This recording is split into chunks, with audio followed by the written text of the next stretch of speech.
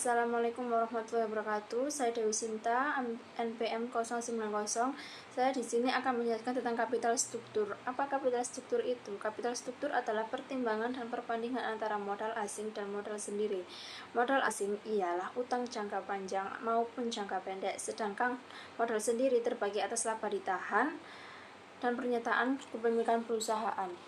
Dan struktur modal yang optimal dapat meminimalkan biaya penggunaan modal keseluruhan atau biaya modal rata-rata yang sehingga memaksimalkan nilai perusahaan.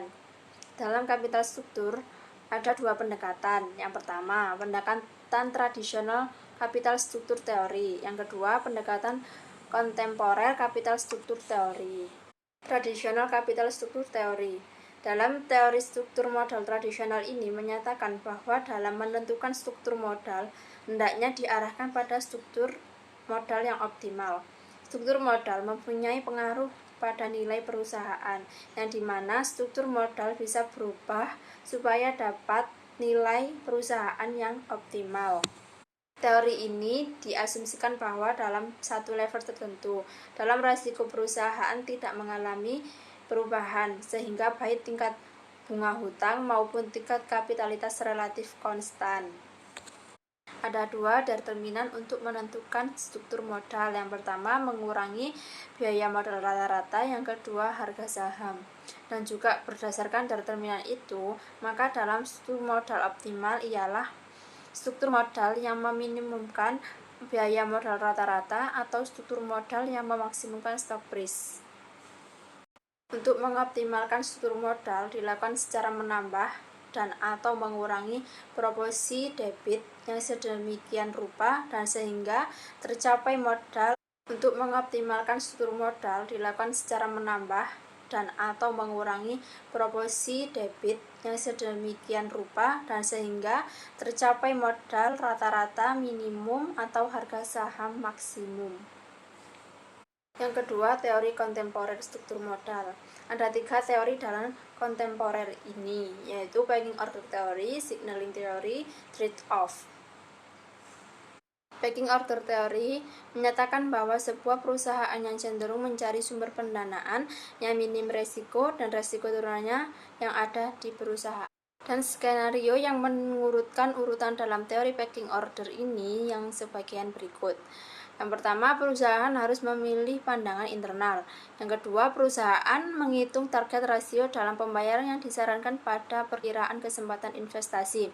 Yang kemudian, kebijakan dividen yang konstan yang digabung dengan fluktuasi keuntungan dan kesempatan investasi yang tidak bisa diprediksi, menyebabkan sebuah aliran kas yang diterima oleh perusahaan akan besar dibandingkan dengan pengeluaran investasi pada keadaan tertentu dan akan kecil pada keadaan lain.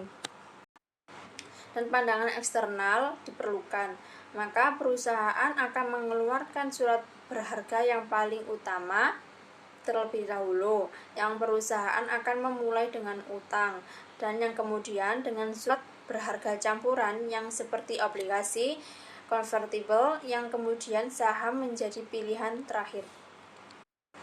Dalam kenyataan terdapat sebuah perusahaan yang menggunakan dana tersebut untuk kebutuhan investasinya, tidak sesuai dengan skenario urutan dalam pecking order theory.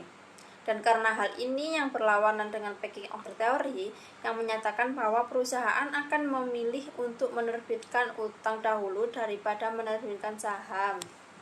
Yang kedua, signaling theory. Teori yang mengatakan bahwa pihak-pihak yang berkaitan dengan perusahaan tidak mempunyai informasi yang sama mengenai prospek dan resiko perusahaan.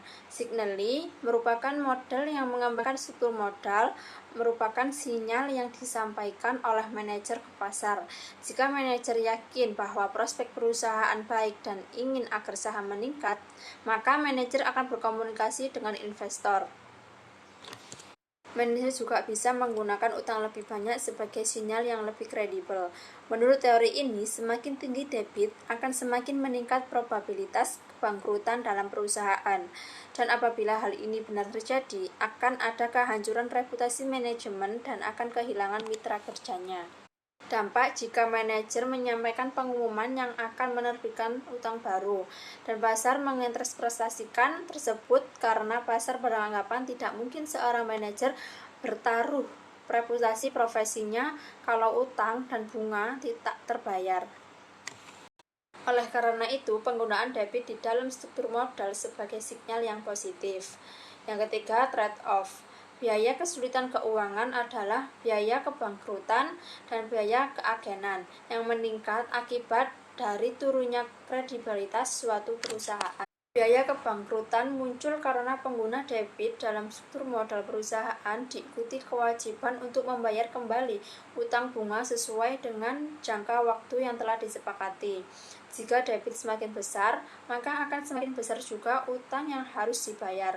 Dan apabila perusahaan tidak mampu memenuhi kewajibannya, maka perusahaan harus menanggung biaya kebangkrutan secara langsung dan tidak langsung. Biaya agen muncul karena pengguna debit dalam struktur modal perusahaan yang mungkin terjadinya konflik antar pihak. Agen juga menyatakan bahwa konflik muncul karena adanya sistematik informasi antara bondholder, stockholder, dan manajer. Semakin besar hutang akan semakin besar kecenderungan terjadinya konflik karena semakin tinggi bunga yang tak terbayar. Trade-off teori dalam menentukan struktur modal yang optimal memasukkan beberapa faktor, yaitu pajak, biaya keagenan, dan biaya kesulitan keuangan. Tetapi tetap mempertahankan asumsi efisiensi pasar dan sistematik informasi sebagai imbangan dan manfaat pengguna utang. Dalam tingkat utang yang optimal akan tercapai ketika penghematan pajak mencapai jumlah yang maksimal terhadap biaya kesulitan keuangan, dan trade-off teori mempunyai implikasi bahwa manajer akan berpikir dalam kerangka trade-off antar penghematan pajak dan biaya kesulitan keuangan dalam menentukan struktur modal.